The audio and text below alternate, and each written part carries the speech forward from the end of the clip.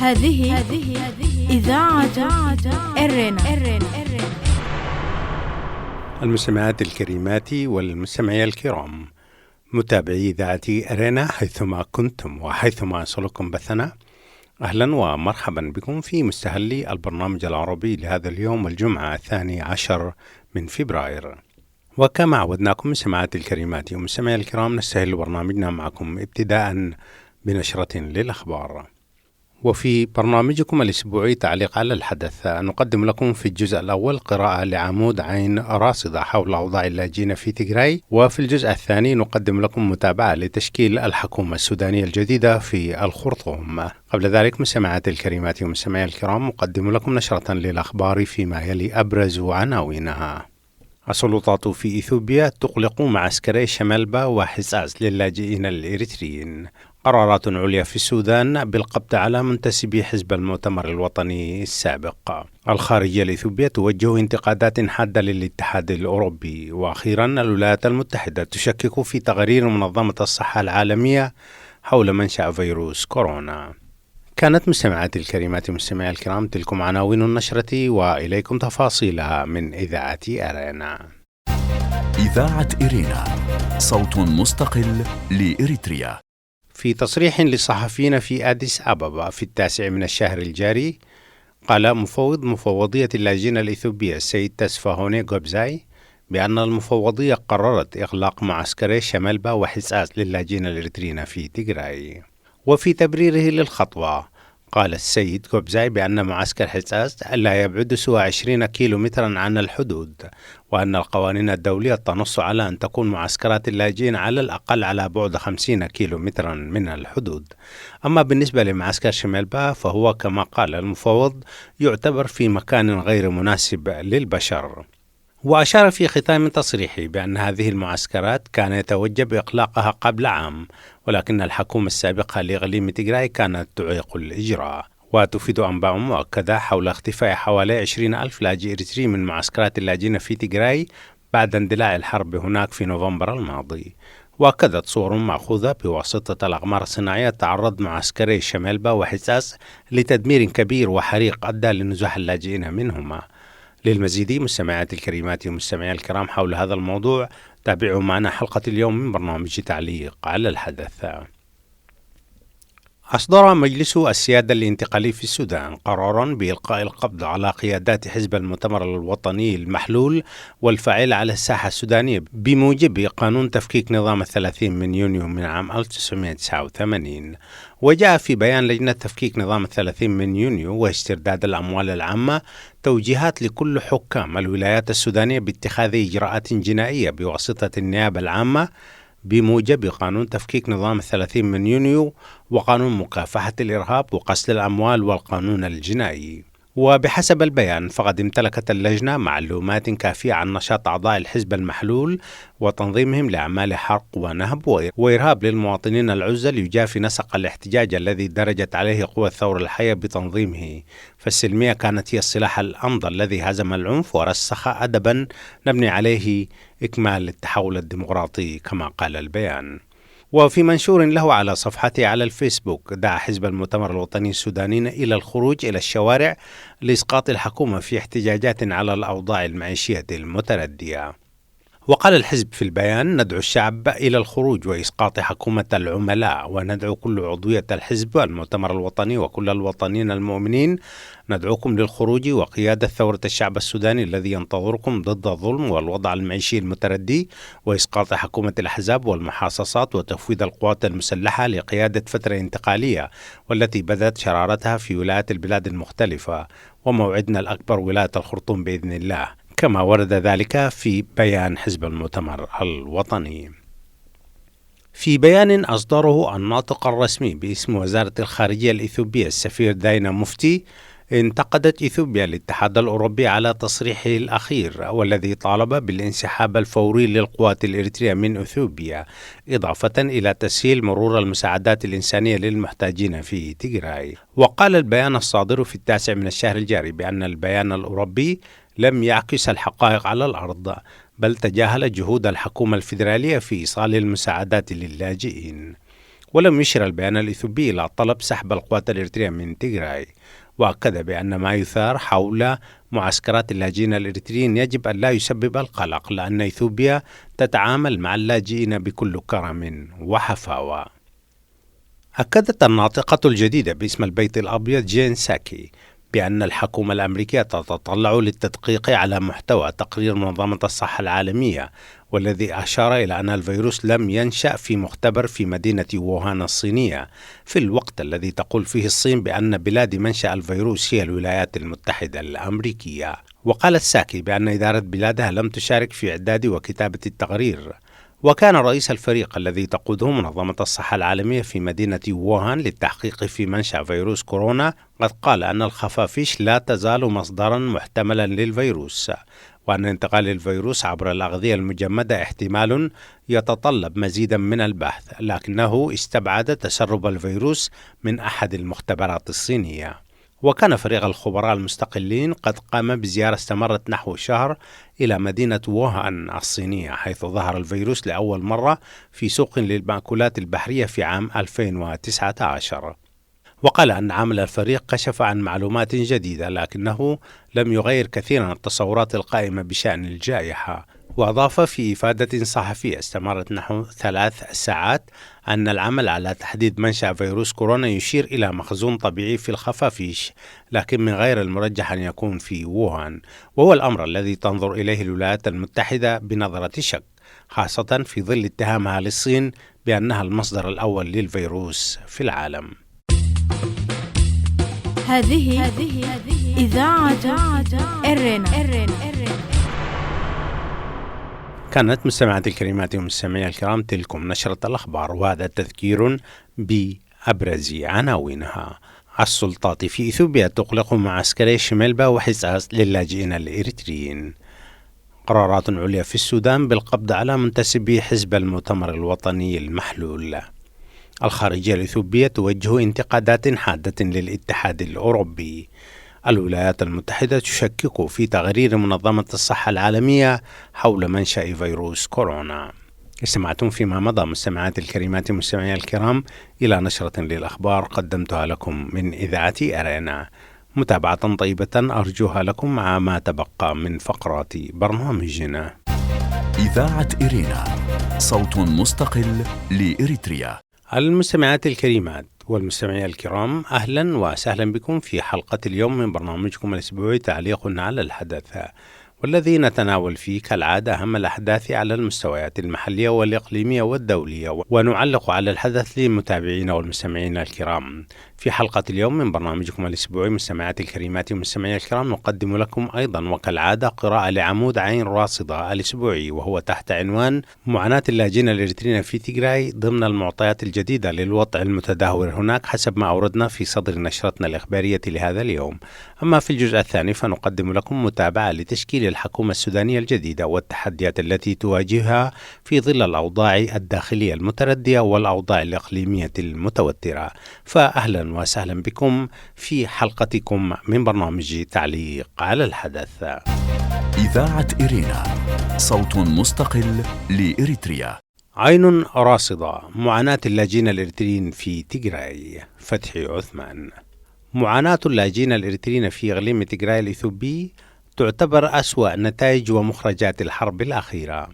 أعداد هؤلاء الإريتريين الموزعين في 4 معسكرات هي حساس وشميلبا وماي عيني وعد حروش كانت حسب تقديرات المفوضية العليا لشؤون اللاجئين حوالي 90,000 لاجئ، ولكن وبسبب الحرب وبسبب دخول القوات الإريترية الحرب إلى جانب الجيش الحكومي الإثيوبي تقلص عدد هؤلاء اللاجئين بالهروب من المعسكرات وبالخطف والأخذ إلى إريتريا، حسب إفادات مقيمين بهذه المعسكرات لمفوض المفوضية العليا لشؤون اللاجئين السيد فيليبو غراندي، والذي زار معسكر ماي عيني في نهاية شهر يناير الماضي، وأعطى إفادة صحفية وافية بعد عودته إلى أديس أبابا في الأول من فبراير.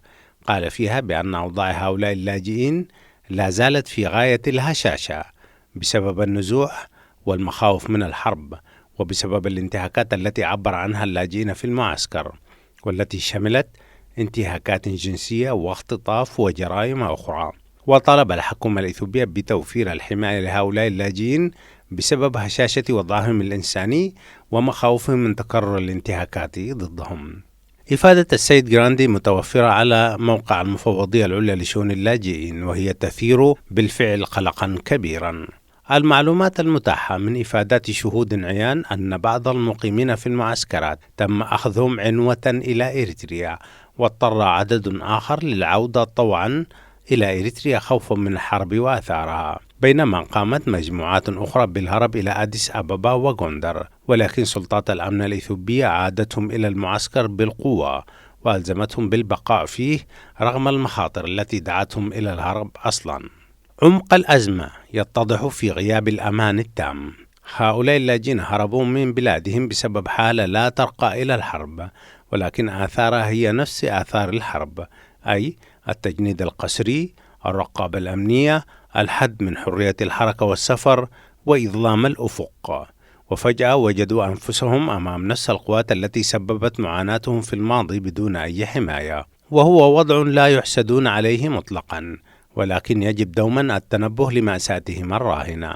وقام بعض الناشطون بمظاهرات تضامن مع قضية في مدن عالمية، ولكن وضعهم لا يزال يستدعي المزيد من العمل والتضامن. استمعتم مستمعات الكريمات المستمعين الكرام في الجزء الأول من برنامجكم تعليق على الحدث إلى العمود الأسبوعي عين راصدة تحت عنوان معاناة اللاجئين الإريتريين في تيغراي. هذه إذاعة إرنا. أهلا وسهلا بكم مجددا مستمعات الكريمات ومستمعي الكرام متابعي برنامج تعليق على الحدث. في الجزء الثاني نقدم لكم في البداية التقرير الخبري الذي أعده الصحفي أحمد يونس من الخرطوم لصحيفة الشرق الأوسط حول تشكيل الحكومة السودانية الجديدة، وبعده نقدم لكم تعليقنا على الحدث، فابقوا معنا. إذاعة إرينا، صوت مستقل لإريتريا. الخرطوم أحمد يونس. أعلن رئيس الوزراء السوداني عبد الله حمدوك تشكيل ثاني حكومة له منذ الإطاحة بنظام الرئيس المخلوع عمر البشير، مكونا الحكومة من 25 وزارة، وأرجى تشكيل الوزارة 26 لمزيد من المشاورات، وذلك بعد عام ونصف على تكوين أول وزارة منذ انتصار الثورة الشعبية في أبريل من عام 2019. وتتوزع حصص الوزارات الجديدة بين تحالف قوى إعلان الحرية والتغيير الذي يمثل المرجعية السياسية للحكومة الانتقالية، وشركاء السلام من الموقعين على إعلان الحرية، وحزب الأمة القومي، وذلك حسب التقسيم التالي: 17 وزارة للحرية والتغيير، 7 وزارات لحركات الكفاح المسلح شركاء السلام، وزارتين يختارهما المكون العسكري في الحكومة الانتقالية.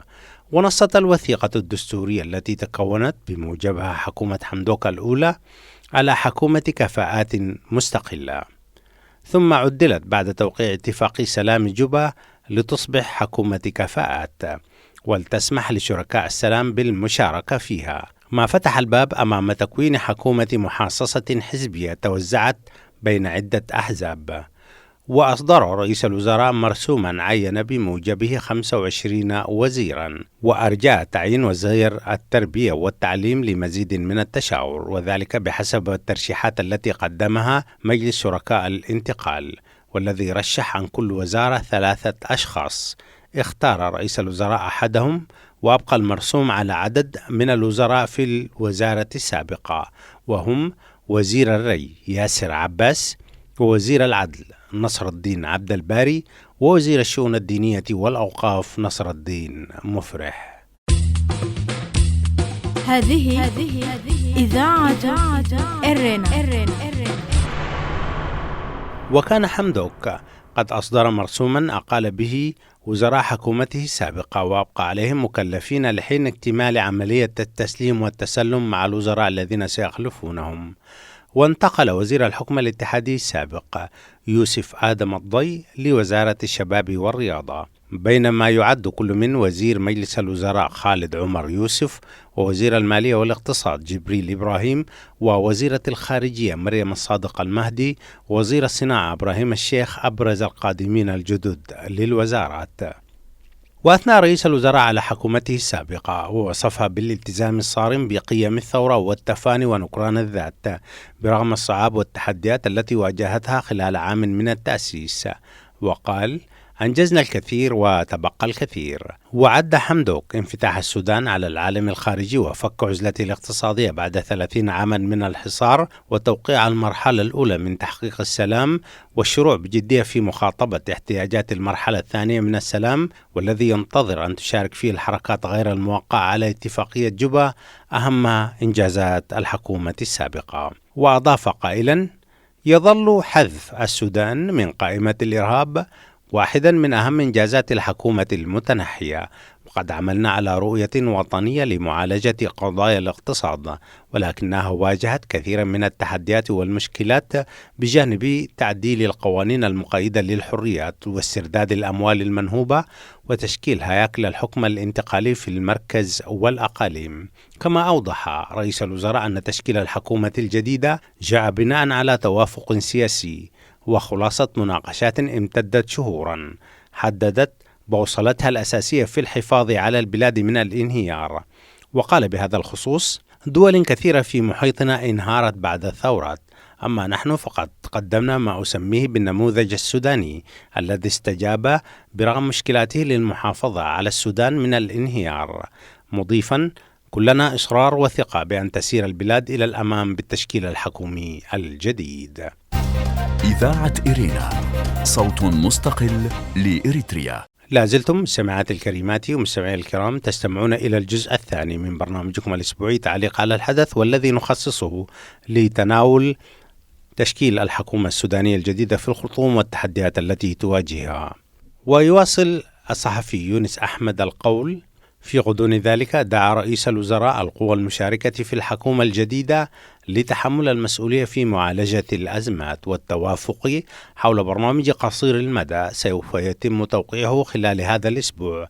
وقال في هذا السياق: لقد علمتنا تجربة العام الماضي أننا بحاجة للتركيز على برنامج قصير ممكن التنفيذ يعالج الاقتصاد برؤية موحدة ويسهم في إكمال تنفيذ اتفاق السلام وإكمال المرحلة الثانية منه وبناء علاقات خارجية متوازنة وتحقيق العدالة الانتقالية واسترداد حقوق الضحايا وإصلاح جهاز الدولة.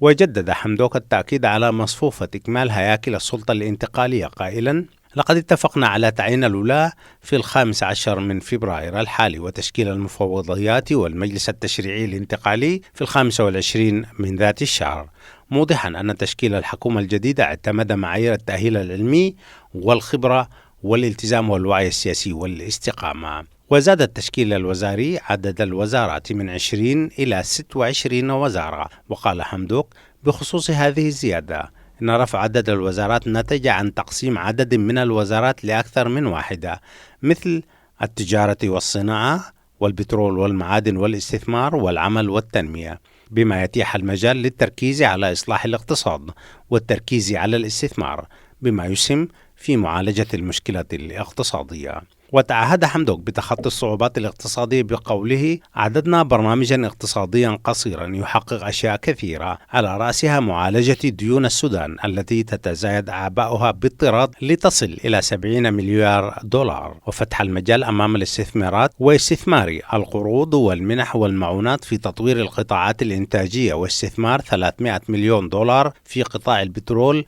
وسط توقعات بمضاعفة إنتاجه. وفيما يتعلق بتطبيع علاقات السودان مع إسرائيل، جدد حمدوك موقفه السابق بأن القضية برمتها متروكة للمجلس التشريعي الانتقالي ليقرر فيها، بقوله: موقفنا في موضوع التطبيع كان ولا يزال هو أن قضية التطبيع سوف يحسمها المجلس التشريعي، وعندما يقول رأيه فإنه سوف يكون ملزما.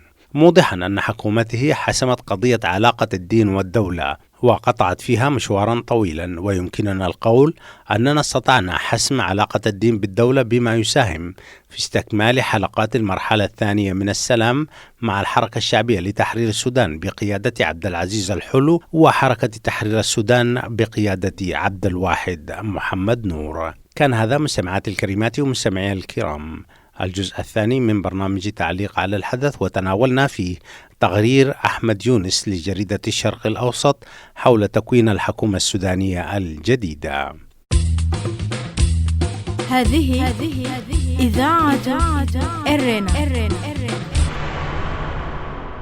المستمعات الكريمات والمستمعي الكرام، أهلا وسهلا بكم مجددا. لازلتم تستمعون إلى الجزء الثاني من حلقة اليوم من برنامج تعليق على الحدث، ونخصصه لتناول تشكيل الحكومة السودانية الجديدة والتحديات التي تواجهها. يأتي تشكيل الحكومة السودانية الجديدة كما أشار التقرير استجابة لاتفاقية جوبا للسلام بين الحكومة والحركات المسلحة التي لم تلحق بركبها حركة تحرير السودان بقيادة عبد الواحد محمد نور والحركة الشعبية لتحرير السودان جناح عبد العزيز الحلو. وفي الإجمال أن اتفاقية السلام تعتبر إنجازا كبيرا، لأنها استطاعت أن تضم قطاعا كبيرا من الحركات المسلحة ضد الحكومة، وهذا إنجاز لم يتحقق من قبل، ولكن يتبقى الكثير لتحقيقه.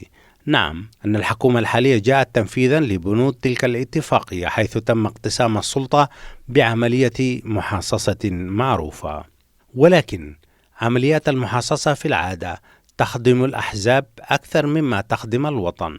فعلى سبيل المثال ثار التساؤل حول مدى استحقاق حزب الأمة وزارة الخارجية في التشكيل الحكومي الجديد، حيث أن الوزارة أسندت للحزب ممثلا في السيدة مريم الصادق المهدي ابنة رئيس الوزراء الراحل الصادق المهدي، فحزبها موضع مساءلة حول استحقاقه للوزارة لموقفه على الأقل المتذبذب من الثورة ذاتها، وتجسيد ذلك في التصريحات والمواقف المتباينة للسيدة صادق المهدي، والتي انتهت بالدعوة إلى انتخابات مبكرة في مطلب لتجاوز المرحلة الانتقالية برمتها. ثانيا، مدى استحقاق السيدة مريم للمنصب بعيدا عن وزنها الحزبي، فهي لم تعرف لها تجربة دبلوماسية سابقة تؤهلها لقيادة دبلوماسية البلاد، خاصة في ظل تعقيدات إقليمية يشهدها السودان وأوضاع داخلية تشير بأسهم الولايات داخل الحكومة ذاتها إلى عدة جهات إقليمية أقل ما توصف بأنها متباينة. هذا فيما يتعلق بالمحاصصة. أما مجابهة التحديات فهي الامتحان الأكبر. إذاعة إرينا، صوت مستقل لإريتريا. على المستوى الداخلي هناك حالة انقسام بين الأحزاب فيما يجب عمله إزاء كل قضية من القضايا التي تواجه البلاد، ابتداء من مكافحة الأزمة الاقتصادية انتهاء بعلاقات السودان مع دول الجوار خاصة مع إثيوبيا. أما بالنسبة للوضع الاقتصادي، يسبب التضخم حالة غلاء شديدة مصحوبة بتدهور سعر صرف الجنيه السوداني مقابل الدولار، وشح الاحتياطي النقدي، وانعدام للسلع الأساسية من قمح وغاز ووقود وأدوية. وخلال الفترة الماضية كانت الحلول حلولا ترقيعية بالاعتماد على علاقة السودان مع دول الجوار، أي مثلا توفير القمح لفترة محددة وكذلك الوقود، وبعد نفاذ الكميات تعود الحالة إلى ما كانت عليه أو ربما أسوأ.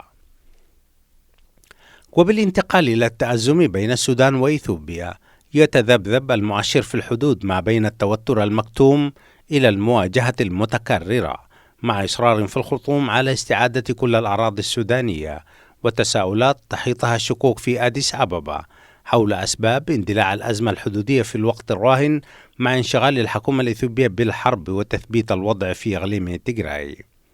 ثم تتمدد رقعة الخلافات لتشمل أزمة سد النهضة، حيث رجع الوضع للمربع الأول بين الدول الثلاثة، مع تصريح حاد لرئيس الوزراء السوداني قال فيه بأن ملء السد يشكل خطرا على حياة 20 مليون سوداني. الدعوات إلى حل الخلاف حول السد بالتفاوض لا زالت تتوالى من كل من الخرطوم والقاهرة، لكن الوضع على الأرض يشير أنه ليس هناك أي تقدم محرز بهذا الخصوص. أخيرا، أن أزمات السودان تجعل الحكومة الانتقالية تنظر تحت قدميها فقط، ولا تستطيع مد بصرها إلى المستقبل تحت ضغوط الأزمات الحادة. فهذه الحكومة عليها التفكير في إرساء أسس الحكم بعد المرحلة الانتقالية من وضع قوانين وتحديد ملامح مؤسسات الحكم المدني المقبل. ولكن مما يبدو من عمر الحكومة السابقة واتجاه الحكومة المقبلة أن المسيرة طويلة وشاقة، وهذا ليس الإشكال، ولكن الإشكال أن يكون المسير في الاتجاه الخاطئ لمسار الثورة ذاتها. استمعتم فيما مضى مستمعاتي الكريمات ومستمعي الكرام إلى تعليق حول أهم التحديات التي تواجه الحكومة الانتقالية الجديدة في الخرطوم. بهذا القدر مستمعاتي الكريمات ومستمعي الكرام من برنامجكم الأسبوعي تعليق على الحدث، نكون وإياكم قد وصلنا إلى نهاية فقرات برنامجنا. قبل الختام وكالعادة مستمعاتي الكريمات ومستمعي الكرام أقدم لكم موجزا سريعا لأهم ما ورد في صدر نشرتنا الإخبارية لهذا اليوم.